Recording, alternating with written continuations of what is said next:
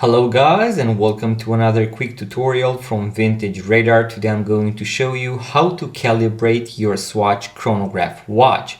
So as you can see here, we have the working Swatch Chronograph. This is going to be the sub-dial for the seconds hand. And then we have two other sub-dials, as you can see, for the minutes and for the hours. And this big seconds hand is going to be the seconds hand of the chronograph. So now in this position, if I start the chronograph and then pause and reset, it should always perfectly align at 12 o'clock as well as the other two as well.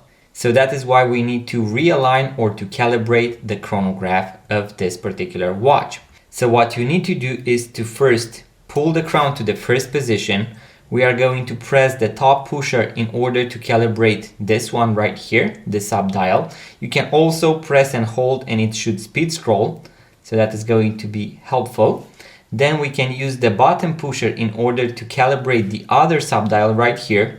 Once again, I can press and hold, and then I can go one by one. And now I have to pull the crown all the way, so to the second position, in order to calibrate the big seconds hand.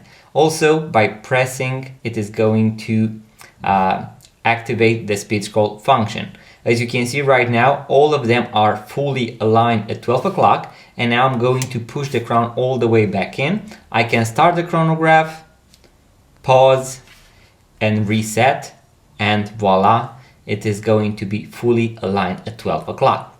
So guys, this was the quick tutorial that I had for you today. In case you want to watch the full guide with all the functions and features of the Swatch Chronograph watch, how to set the time and date, how to replace the strap, and also how to replace the watch battery, I'm going to leave a link in the description box below, so make sure to check it out.